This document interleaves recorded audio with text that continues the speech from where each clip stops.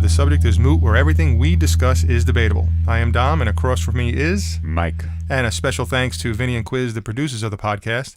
We want to hear from you, and you know how to get in touch with us through email, thesubjectismoot@yahoo.com. You could also use Twitter at TSIM_podcast. Tweets. And now we're on Facebook, so in the search bar, just type in Dom and Mike or The Subject is Moot, and you'll find us. Make sure you stay to the end of the show where we will announce our artists of the podcast, as well as the answers to our trivia questions. So, Mike, we are back behind the mics after a very long break. Too long. We have to be ready. We had a lot of listeners, actually, who gave their responses to our last show, which was, the topic was top favorite albums. Cool. A lot of people who wrote in. Always appreciated. And, this segment, before we start, Your Moot Point is brought to you by Sweetwater. Sweetwater has been providing music, instruments, and pro audio since 1979. They have excellent products, pricing, and customer service. Sweetwater also offers interest-free financing, free shipping to the lower 48 states, and exclusive free 2-year warranty, which comes with nearly every product they offer. They are located in the United States in Fort Wayne, Indiana. Call 800-222-4700 for sales assistance, technical questions, or advice. You could also check out their website at sweetwater.com. We've ordered from them before. I did, yeah. Many times, even me. Yeah. Pedals and such. I just ordered the Zoom H2N.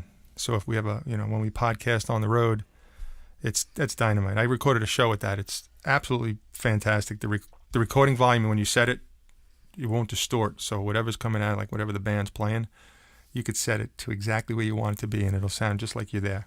Sound better than when you're there, because when you're there, it's just too loud. It's sitting right in front of me. It is sitting right in front of you. All right, so Joe from Tallahassee writes in, Dom and Mike, I think you guys are killing the podcasts. At first, when I read that, I was like, uh-oh. Thanks, Joe. Is that bad? Is that good? Thank you, Joe. But then I continued, and it says, they are consistently filled with great topics and outstanding music. I have been a loyal follower since the first podcast, and each one seems to be better and better. I also enjoy your artists of the podcast segments, and I do have a question for you. All right, Mike, this is for both of us. Can you please name your top bands where the lead guitarist, drummers, and bassist perform lead vocals? Thank you, Joe, for writing in. We love to talk about music, but it's the feedback that we get from all of the listeners that makes it all worth it. Oh, yeah, definitely. So, Mike, I'm just going to give you mine really quick as far as guitarist where the lead sings. Eric Clapton, Stevie Ray Vaughan, Lindsey Buckingham, and Mark Knopfler. It's a good list. Yeah, I think so. Who do you have? The few artists or / bands that I picked, I mean, some of the bands, too, kind of vary back and forth, like Mastodon, where they all kind of sing. I'm huge on them. Pain of Salvation, Daniel Gildenlow plays guitar and sings. The Police, of course, Gary Moore, Stevie Ray Vaughan, and Primus. Those are just a few off the top of my head that I can kind of come up with. There you go. What about drummers? Kind of. I mean, Mastodon, the drummer sings in Mastodon, too, so there's not many. I mean, who's the most popular? Don Henley, Phil Collins. Obviously I love Phil Collins and Genesis, especially when Collins took over vocals. Mm-hmm. Sorry, Peter Gabriel fans out there. I like that era too, but the Collins era is my favorite era with Genesis. Yeah, I have Phil Collins, Ringo Starr, Don Henley. The obvious. Lee Von Helm.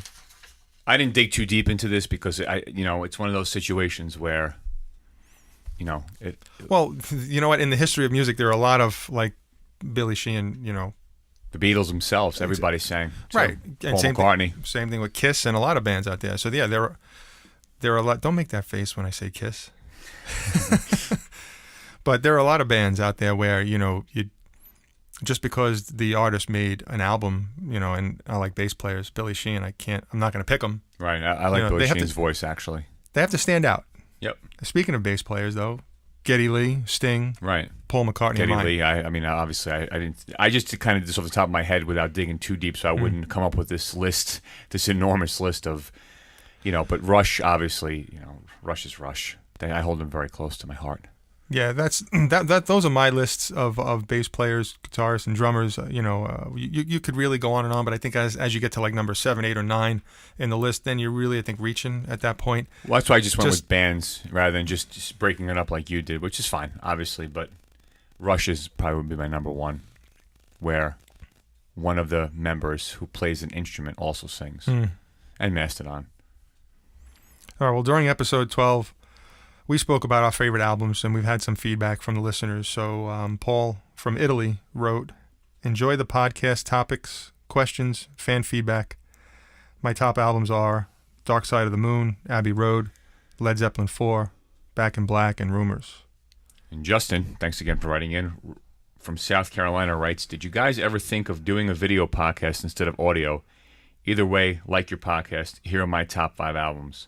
The White Album by the Beatles, Appetite for Destruction by GNR, Boston by Boston, Goodbye Yellow Brick Road by Elton John, and Hotel California by the Eagles. Well, as far as your question, video podcasting versus audio podcasting, we don't want to scare anybody. Yeah, definitely not. So let's stick with the audio. I think it's a lot easier on the eyes. And there's already somebody out there who wears a bucket on their head, so I couldn't do that. Exactly. So Amanda from New York wrote in Thriller. I guess her top 5 is Thriller. Come On Over by Shania Twain, Appetite for Destruction, No Fences, Garth Brooks, and Born in the USA. Nice. That changes things up a bit. It does, I like that. Absolutely. Sek Shavira writes in his favorite albums are Black Sabbath, Paranoid, Rainbow, Ritchie Blackmore's Rainbow, Diamond Head, Lightning to the Nations, Metallica, Ride the Lightning, and Deep Purple, Machine Head. Some nice throwbacks there, Sek. Yeah, a lot of nice throwbacks. Bishop Lynch from San Antonio, Texas.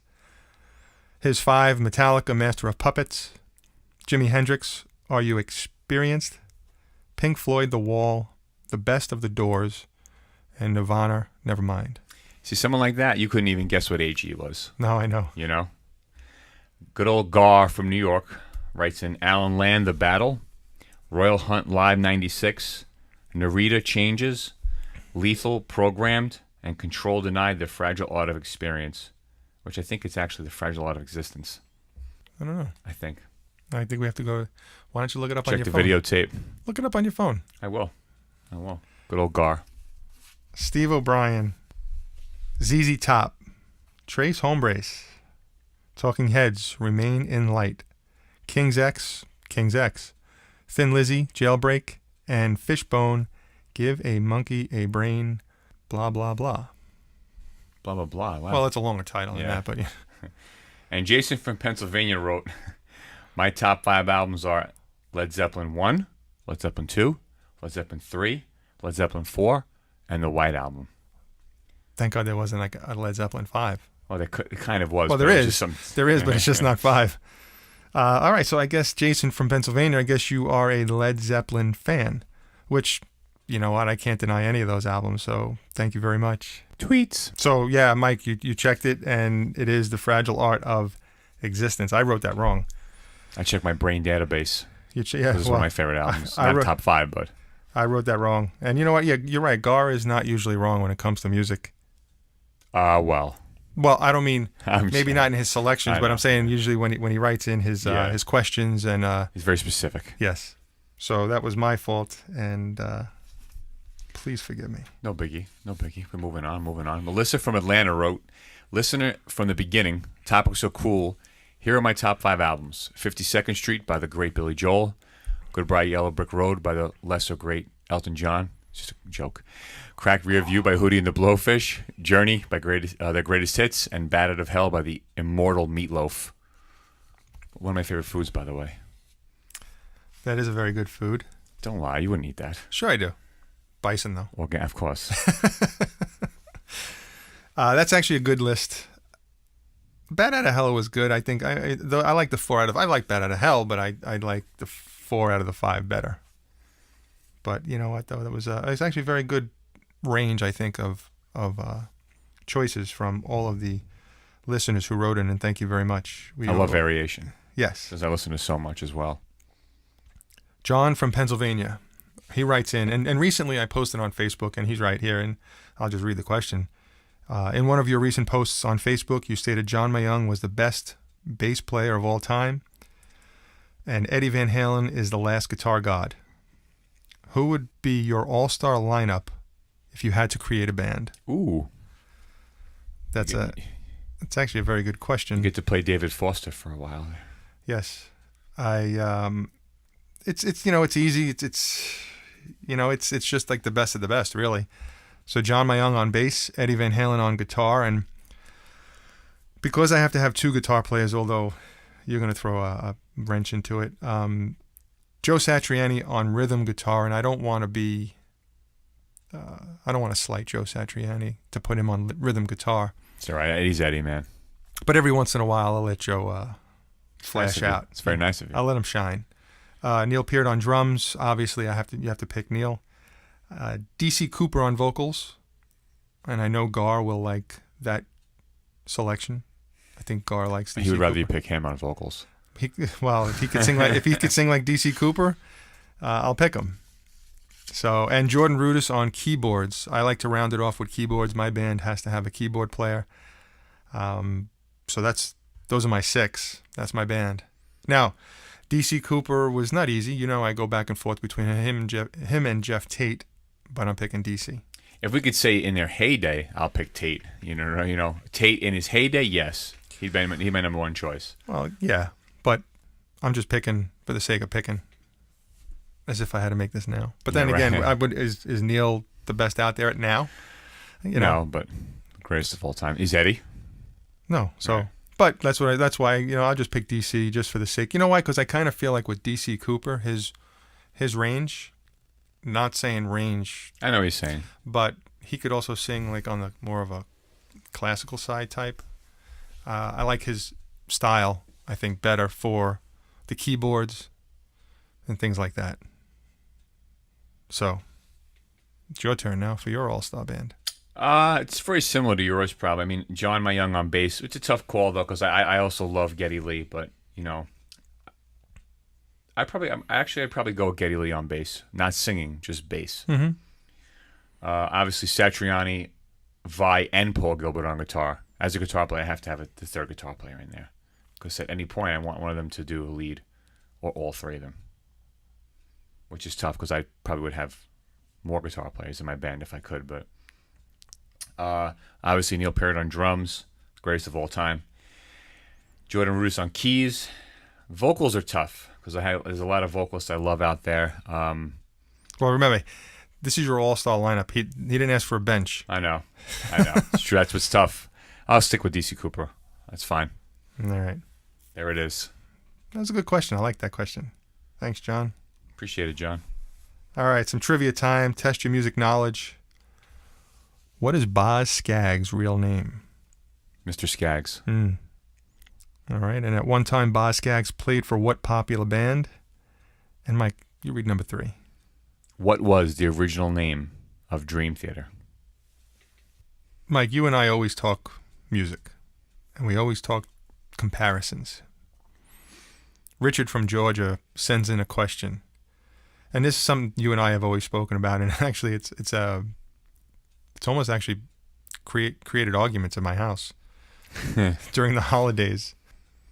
So the question is, Richard from Georgia, thank you very much for bringing this up. This has actually been a topic on our list for a really long time. We just haven't gotten to it, but since you brought it up, we're going to address it now. What is your opinion? Who is better, Frank Sinatra or Elvis Presley? Now, you're talking about the best of the best there, and this is why we haven't brought it up yet. Try to figure that out. I know it. It's an easy answer for me, but well, Mike, I'll go ahead. I think it's very difficult to say who's better. Where it's like, who do you prefer? Who do you like better? Well, no. I think a logical person who understands what we're going to break down, they'll understand what we're talking about.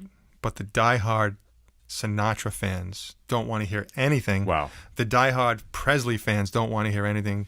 Obviously, people like Roth, people like Hagar, people like... But here's the thing. If you talk about range, Sinatra.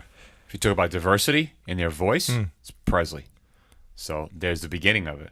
You know what I'm saying? There's the beginning of the argument. Because Sinatra diehards will say no one ever had as good of range or... phrasing, yep. His breathing techniques, I mean, there were so many, even a lot of Sinatra's great arrangers said that they had never seen anyone who works and handles a song like Sinatra. geniuses. Considering he never really he doesn't even know how to read music. Nelson Supposedly. Riddle, Gordon Jenkins, like those guys were blown away and impressed by Sinatra, and those guys have been around the block and dealt with the greatest musicians out there at the time. Elvis, diversity-wise, within his voice. I mean, the guy sang gospel, country, R&B, pop. The list goes on and on. I mean, he probably didn't have the range that, but he had some in his heyday. He had great range too. Well, some people may question your opinion on the range thing because Elvis also sang gospel, right? And his ability to. Well, I mean vocal range, not so much your range of. What no, you I don't mean handle. I don't mean range. You said diversity. That's the range you're right. You That's what I'm talking about. Right. But some people may question. Some people may question just because of the gospel, his vocal range, is that of Sinatra or better. I personally, when you look as far as Sinatra is concerned, in my opinion, he lived longer.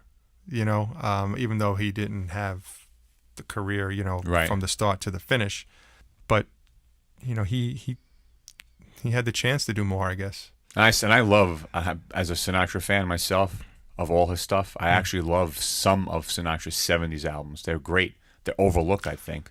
You know what I like about both of them? I like their older voice better than the younger voice. Right. It was refined, but I mean, in the 70s, Sinatra lost a bit of a step, but he was also getting up in age. He wasn't old, but he was getting up in age, and he stepped away, I saw him in the 90s. I want to say I saw him about 95, 96, Radio City. Right. Shirley MacLaine opened for him.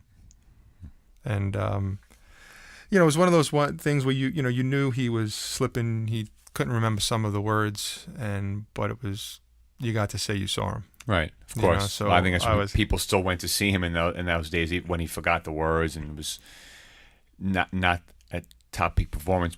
People walked away and said, "Hey, I saw Frank Sinatra." Well, I also got the tickets for free, so that helps. That definitely helps. So I think that's why I went.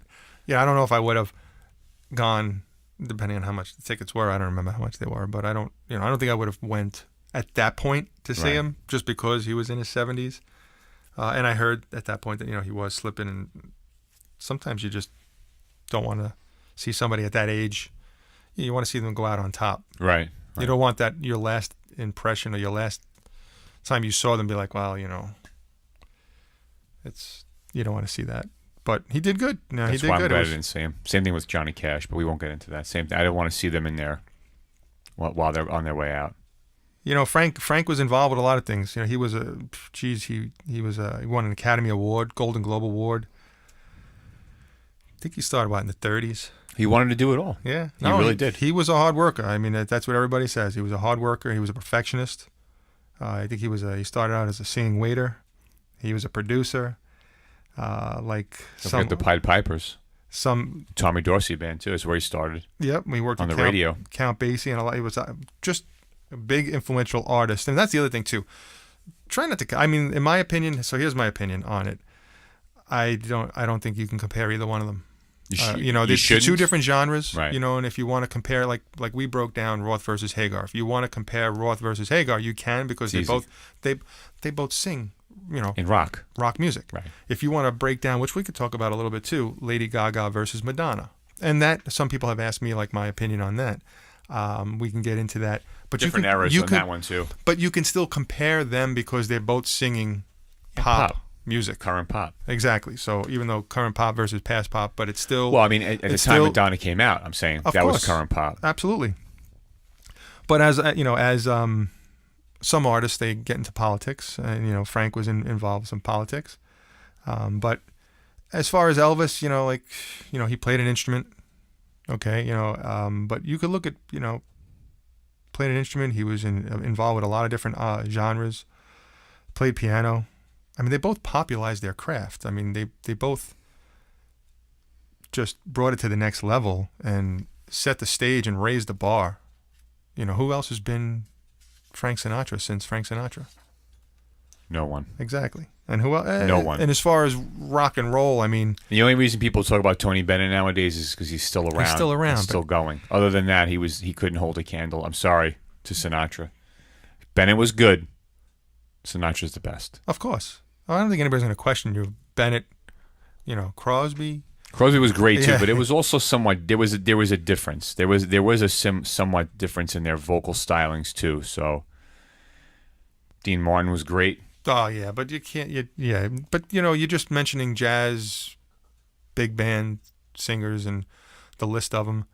But Frank was Frank, and Elvis was Elvis. So here's my opinion. My opinion is enjoy both of them. Okay, don't compare. If you love music, you should. Yeah, sitting You owe down it to yourself. sitting down at the Thanksgiving table, I used to just joke around because growing up, I listened to Elvis. Elvis was always being played in my house. Now, I probably play more Frank than I do Elvis. I have Sinatra Sundays every Sunday in my house. How come I wasn't invited? Or I'm never invited? That's pretty much, yeah. Oh, okay. We could do it over FaceTime. I don't do that.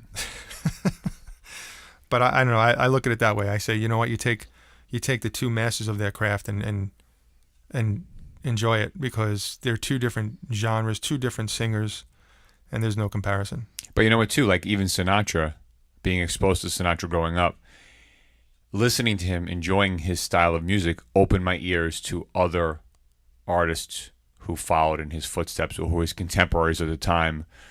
And I grew to enjoy them, like the Dean Martins, like the Nat King Coles, like the Andy Williams and the Mel Tormes. I grew to like their stuff, too. Ella Fitzgerald. So Sinatra, personally for me, opened up doors that may or not have been, I wouldn't have, looked into if I didn't like Sinatra and his style of music. Well, it's I think for a young kid to listen to jazz and big band, it's almost non-existent these days.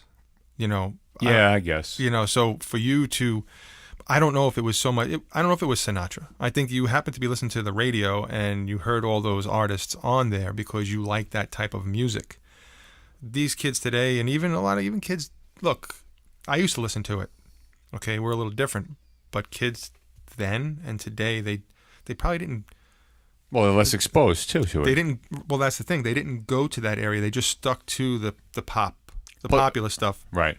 Whether that pop stuff was rap, rock, whatever was popular at the time, maybe they were afraid to listen to Frank and Elvis amongst their peers because they get made fun of or whatever the case. The mark of the uncool. Exactly. So, meanwhile, who's cool than Sinatra and Elvis? Well, you learn that as you get older. Right. Okay, but when you're growing up, you want to stick to whatever is popular at the time. So. And actually, when you think about it, how many Presley copycats were there? There really weren't many. Because you can't copy Elvis. You can't copy Sinatra, but people were copying the template of what a crooner was, following in his footsteps. And there were some good, there were some good ones like Jack Jones and Bobby Darin was great, and a lot of those other artists that followed in Sinatra's footsteps. But who tried to be Elvis? Off the top of your head. Exactly. The impersonators. Exactly. No one, because you couldn't. So again, it's a tough argument to go back and forth with. The only song I know that I remember that they both sang was "My Way." Memories may have been done. I just don't. I don't know if there's two different type of songs that reference the word memories or memory. Well, Paul Anka's song isn't Paul Anka? The one that Streisand also made popular too, right? She do a song called Memories? She did something. I just don't know if it was. That's the same one Elvis did, I think. So did Sinatra do that one? Towards the end of his career, Sinatra covered a lot of other artists too. When they were like, "Okay, Frank, let's just do some covers because you're Sinatra." He did some Beatles song. I think he did a Beatles song or two. Enjoy it. Enjoy Frank. Enjoy Elvis. They're both great. No comparison, in my opinion. Yeah, there is none. You can't. I personally feel you can't compare or say who's better. You just cannot. No. Apples and oranges? Yep, absolutely. All right. It's good enough. Wow, we got through that without an argument. Although, no, because we kind of see eye to eye on that too, anyway, exactly. for the most part. But it's hysterical. I usually what I do is I'm like that guy on the Miller Lite commercial where I sit in between two people, and I say, "Hey, this tastes this tastes great. This is less filling. Tastes great, less filling." And I create the argument, and then I kind of step away. Coca-Cola is better than Pepsi. There's no argument. See, I was always a Pepsi guy. with the real sugar though, old throwback. That is good, but still not as good as Coca-Cola. Yeah, see, I don't get it. I have to taste them side by side. I don't think I've ever done a taste test. Let's go. It's got to be ice cold though. Now, if you want to compare Lady Gaga, let's compare Lady Gaga and Madonna. I think now I don't think you can compare maybe their live shows. I haven't seen either one of them in concert. Me neither. I wish I had the chance back when I was younger to see Madonna. I think from what I've seen in videos and read, she puts on one hell of a show. Very theatrical. Madonna was queen of her craft. Also unpredictable at a live show. You never knew what you were going to get from her, no. Which was always a good thing. You know, you want the artist to keep you on your seat. Popularity-wise, I think notoriety, whatever word you want to use, I think Madonna was bigger, and I'll tell you why. There was no internet back then. Definitely. She made the news all the time, and that's all it was just paper, radio, TV. It's somewhat parallel. I don't want to say their success because I agree with you. Madonna was more successful without the internet on iTunes and social media. Exactly, yeah. You know, as far as vocal, I mean, like I said, we can compare these two because Gaga's better. Yes, Lady Gaga More talented than Madonna is. I told you when she came out, I don't know what year that was, 2015, 14, whatever it was, when she came out singing the medley to The Sound of Music. It really was tremendous. When I first heard her sing, she was just another pop artist to me, but then she'd always throw in one or two songs here and there to kind of let you know she could sing. Yep. And lately she's been doing more of that. And so... Look at her performance with Metallica. It blew people away. I mean, I'm not going to say she was great, but for what she's known for, to step up there and do what she did, she was impressive. Once again. So... Stepping outside of her comfort zone, kind of. But I don't think she has a comfort zone. Well, I think Gaga could do whatever she wants, and she will do whatever she wants. That's what's different about her than Madonna. Madonna just shocked people because she took the whole SEX thing, to another level. Well, first of all, you say comfort zone for Lady Gaga. I don't think it's a comfort zone. I think it's what we're used to seeing her. Right. So when she comes, everyone else, what they expect of her. I think it's maybe more of our comfort zone of or our expected zone. Right. Okay, but as far as she probably has this all in her bag of tricks. God only knows what else she has. I'll be honest with you. I wasn't that surprised seeing her up there with Metallica. She's already said she was an avid metal fan. So seeing her up there, knowing what she's capable of, being a fan of hers. I loved her last record, Joanne, was outstanding. Yeah, that's a great album. I listened to that a lot. But I wasn't that surprised. No. And I wasn't surprised when you showed me the performance of her doing The Sound of Music. I'm never surprised by her, to be honest with you. No, there were some songs back in her earlier career that I heard that you let me listen to because it was right around that time I think that I borrowed some of those discs to listen to from Lady Gaga. And, right. I just, I knew her on the radio just to hear say, okay, she's Lady Gaga. And I don't jump right into the latest pop craze. I like who everybody's talking about. I don't usually listen to pop music on the radio. The only reason why I listen to it more so now than I did maybe 10 years ago was because my kids are now listening to it more and more. And so I do suffer a little bit in the car listening to their music just to make the ride a little bit more enjoyable for everybody. That's what headphones are for. Not while I'm driving. So not for you, for them. Well, no, then that's the agreement we have now going forward. So that was, I guess, the deal of why they have iPhones and exactly enough gigs on there to leave me alone. There was something when I first heard Gaga's singles, first 2 or 3, even though I wasn't really into the music too much, there was something I heard within her that I thought to myself, she's not your typical Kesha, Britney Spears type artist. There was more to her. She was deeper. And her voice. Yeah. In her melodies. It was a little bit. It's hard to explain. I don't even know, but there was just in my ears from what I heard. She wasn't just another pop artist. Right. Bottom line, she had depth. So that's a comparison. Madonna on her show performance, the theatrics, popularity. Although when you wear a dress made out of meat, you get attention. No matter where you are, you have meat. If you have a meat dress on, you're going to get attention. She did one heck of a job at the Super Bowl. She's Gaga.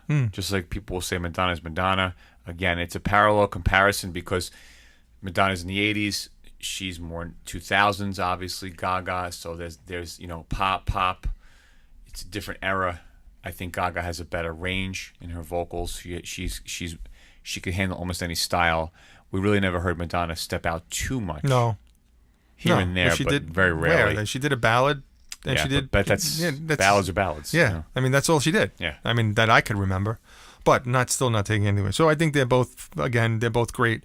I'm glad we were I love Madonna's early stuff. Oh, I like Madonna. Her 80s stuff, I love it. 80s and 90s. Some of her 90s stuff was good too, yeah. I like the Vogue album. I love her greatest hits. Both, there's two different greatest hits. Mm-hmm. They're both great. I have both of them, yeah. Yeah. I think that's all you need. And there are a couple other good albums. Unless you're a diehard. Yeah, I'm not a diehard. I had a friend who was a diehard. He went to a lot of her concerts, and I just wish I would have went to one. But the videos I saw were good enough to give me an idea of just how great she was. That's a comparison. She's a pioneer. Yeah, it's the bottom line. I don't really think Gaga's pioneering anything by wearing a meat dress, but Madonna was a pioneer where Gaga is more or less just a product of what. But except she's extremely talented. Yeah. She's an extremely talented product of what Madonna already she kind of paved the way for. Well, she picked up. It was almost like a relay race. Right. She just picked up where Madonna left off with a little gap in between. All right, Mike, we added a new segment to the show, something you've been wanting to do for a really long time. We did have a little hiatus. Unfortunately, a very small four-letter word gets in the way of our podcasts, which is the word life. And unfortunately, we took a break a little bit longer than we wanted to. But we talked about this, and you wanted to do a segment called, a new release segment to basically inform our listeners what's out there. And it's mostly going to be geared towards rock and metal. Since what I'm going to do is I'm going to try to go dive a little deeper in the future podcasts to do just a little bit more than rock and metal. But for now, since it's the first one, and I'm going to forego going through the past 6 months of releases, I'm just going to stick to July and maybe what's upcoming in August, since August is around the corner. So for Mike's new releases for July of 2017, check out some of these bands. Some of them are a little heavier, some are a little lighter, some of them are prog. But new Mr. Big just came out yesterday, and I'm huge on them. Billy Sheehan and Paul Gilbert. Billy Gilbert, just together, yeah. I mean, they are one when they play in that band. Yeah. So new Mr. Big is out. New River Dogs, who I was a huge fan of back in the early 90s when they first came out, which is Vivian Campbell from Dio. Kind of wanted to step out of metal and do like a more blues rock album. One of my favorite singers, Rob Lamoth, is in that band. Their new album, after many, many years, came out in July. A really good A&R band called 10, who's got a really extensive back catalog. Their new record came out. Prog metal band called Prospect came out on Laser's Edge Records, which is fantastic. It's kind of like Symphony X-ish. There's a really good band called Discipline, which came out, which is more prog. On the heavier side, coming up soon is a band called Byzantine, who's been their Virginia staples, have been a great underground, underrated heavier band. Decrepit Birth finally came out with a new record. It's more like technical death metal. I know a lot of their fans have been waiting for a good number of years for them to put something new out. Another really good heavier band, Decapitated, came out this month. One of my favorites, Origin, another heavier band. I would think a band named Decapitated is pretty heavy. It's not soft rock. No. They're not going to find Decapitated on Light FM. And the great Marco Miniman, his new record's coming out with Joe Satriani, by the way, is going to be on a few tracks. And Alex Lifeson from Rush is also going to be featured on a few tracks. His record's coming out, I believe, on the 31st. You could pre-order it. So those are some of the bigger releases for July. And looking forward to August. I know Steve Wilson is a big draw for a lot of prog fans from Porcupine Tree. That's coming out on the 18th of August. On the 25th is Leprous, Leprous, great prog metal band. Is this a preview for August, or in case? Are you just in case? Yeah, just in case. In case life gets in the way for August. Marty Friedman, ex Megadeth, great guitar player. His new solo album's coming out. The Winery Dogs, who is Richie Kotzen, Billy Sheehan, and Mike Portnoy. Their live CD DVDs coming out in August. Circus Maximum, which is one of my favorite bands. Their live CD DVDs also coming out. An old thrash staple from the 90s, underrated thrash band called Toxic are coming back with an EP. And a really, really good technical death metal band called Inanimate Existence is coming out August 25th. So those are some prog/metal/death metal stuff to look forward to in the upcoming month. If we do a show in August, I will definitely add to that list. And I'm going to also try to get some country artists in there, some more like mainstream pop stuff. So start looking into that deeper, so I could cover the whole range of music, not just rock and metal. Well, it's a good segment because it lets people know what's out there. People are like us; they want to hear new music. Right. You have a chance to expose yourself to a lot more new music than I do. Well, I love it. It's my love. Well, it's my love too. I just don't have the time to, and other things to. Like I have other hobbies to pay for. It's very hard for me to buy all the CDs you buy. Well, yeah, that's what I'm saying. You have to choose when you choose your hobby. This is all I have. Yeah. So, but this section is good because it narrows it down. When we do the artists of the podcast, we play music where people say, "Hey, that's actually a good sound. Let me check that out." Right. One of those releases I just mentioned is probably going to be my artist of the podcast. Well, it should be. You know what? Expose them. We really can't do a show without mentioning, I guess, you never want to talk about this subject, but it's just so sad in the music industry, the loss of 3 popular, some of them more than others, but the loss of 3 musicians, and that being Chris Cornell, Chester Bennington, and David Z of Adrenaline Mob. And also their manager, who was also... She's incredible. She was last reported. It was, still in the hospital. Our prayers are out with that whole band. The whole band, all 3 of the... Michael Lando and those guys. The families of all 4, the 3 deceased and 1 in not so good condition. Obviously Chris Cornell and Chester suffered. And didn't Chester sing Amazing Grace at Chris Cornell's funeral? I'm not sure. I know they will say this. From what I understand, what I read or heard, that they were working on a project together. Either way, it's sad. It's beyond words to describe, and our prayers go out to all of their families. And obviously, David Z, just a tragedy. I read a tweet from Eddie Trunk when I was on my phone, and it was like all these tweets coming out, like everything else when bad news just hits social media, and then now you go to the internet and try and look for the story, and then you see the pictures. It was just horrific. So our prayers do go out, and sad news. So we don't want to bring it up, but we have to address it. I think because of what they meant to the music industry. And obviously, Linkin Park was a band that I grew to like. I loved the whole style as I listened to it more and more. Didn't like them in the beginning, but I kind of grew to like them. And Chris Cornell, as great as he was, he wasn't even on my list of top vocalists. And he's definitely a master of his craft as well. So I love Cornell. I always liked Soundgarden, Mm-hmm. Some Audio Slave stuff, but I was always more of a Soundgarden guy. Bennington's voice I liked, but I'm not a rap rock guy, because as far as I'm concerned, if you're gonna listen to rap rock, the greatest and only band that needs to be even addressed is Rage Against the Machine. The best ever that ever will be is Rage, but they were kind of different because they were a lot less political, and they were a band for I guess the time, which was that stuff was in. Limp Bizkit was still there, still Korn, and all those new metal bands. I was just gonna say Korn, yep. Even though to me Korn still was better.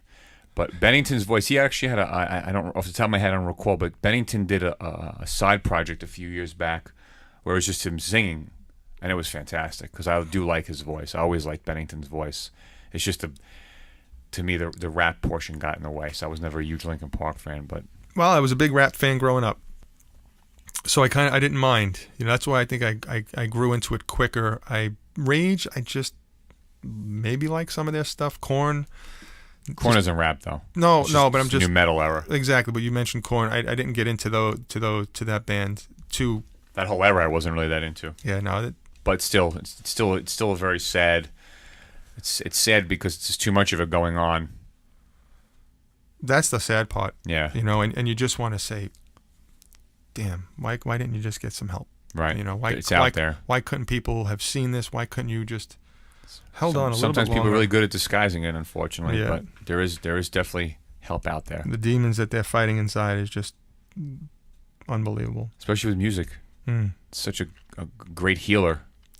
Especially if you have those abilities to be able to write. Maybe that's why they have record. but that's why they have those abilities. Yeah. They write. There's an inner sadness so much deeper than. I was just going to say they have such depth going on inside, and when they put that out, it's you really just that's talent, or is it? Is it talent or is it just the demons? Right. Talking. Rest in peace. All right, it's time for the Artist of the Podcast, which is brought to you by Vintage Vinyl Records, New Jersey's legendary independent record store since 1979, located at 51 Lafayette Road in Fords, New Jersey. Also check out their website, vvinyl.com.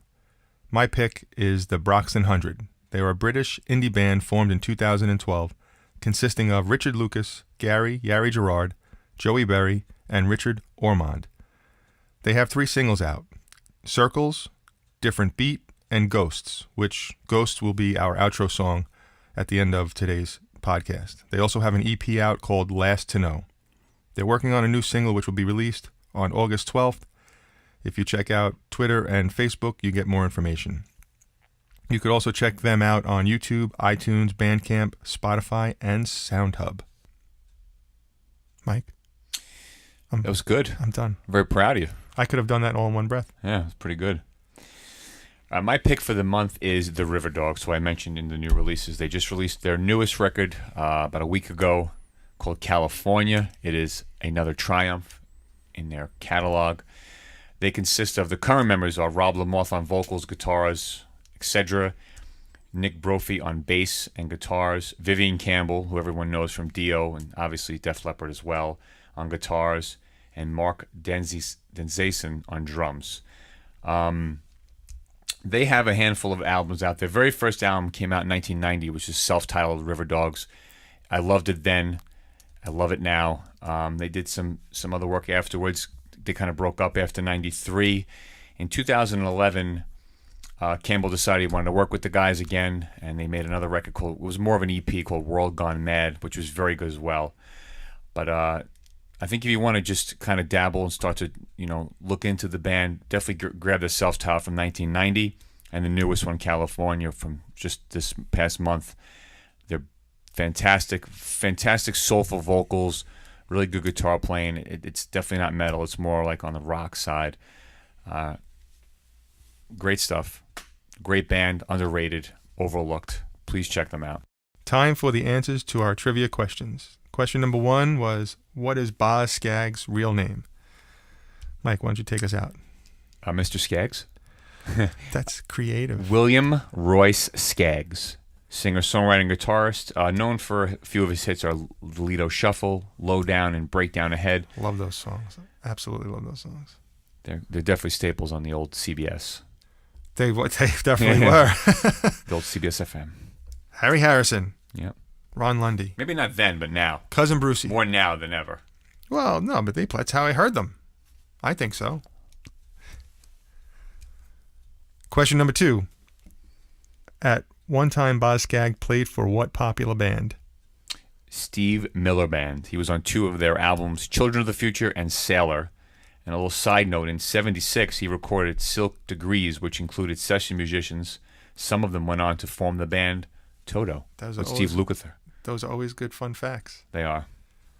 I'm going to let you read the question and answer to this one because you are the ambassador for Dream Theater. The great and mighty Dream Theater. Wow. Is that James Labrie listening? What was the original name of Dream Theater? The original name for Dream Theater was Majesty. And that would have been more appropriate because their music is majestic. That was from 85 to 88, and then they had some issues with some other band named Majesty. So Do your homework. All right, I won't go on about it because I get angry. I'm not talking about you doing your homework. Dream Theater? Yeah. No, they should have been like, your Dream Theater, you're great. You could have the name Majesty, period. No, they should just, you know what, do a little, but back then there was no internet. True. And but I'm sure they paid enough to their lawyers. Yeah, unfortunately. They should get. They don't care now anyway. And a little fun fact for everyone out there. The track 3 off of their first record, When Dreaming They Unite, was called the Itsy Jam. And if you spell that backwards, it spells Majesty. Isn't that fun? Wasn't that a fun fact? Fun fact. Spell radar backwards. Ooh. Can we move on here with this backwards nonsense? So yes, it does spell Majesty. You are correct because I just did it. No, I didn't just do that. I did it years ago.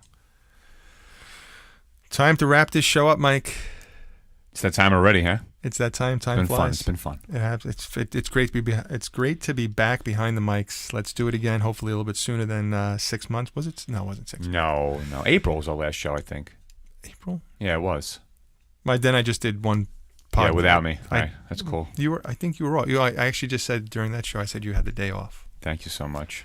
Well, you know what? Sometimes you need a mental health day. Mental health year. All right, so you know the drill. You want to get in touch with us, email. The subject is moot@yahoo.com. Twitter @TSIM_podcast. And on Facebook, just type in Dom Mike or the subject is moot, and you'll find us. Coming up next, our outro song by the band The Broxton. Would you get that text message? That's me. I have it off. You have it off? And you know who it is? Robert, of all people. He must know I'm in the neighborhood. He must smell me, or I smell him. Well, anyway, like I said, coming up next, our outro song by the band The Broxton 100. Song is called Ghosts. Check it out. I like the song. It's it's definitely a catchy tune. I like this band a lot. I downloaded all of their music and definitely check them out. For now, I am Dom, and across from me is Mike, and we are out.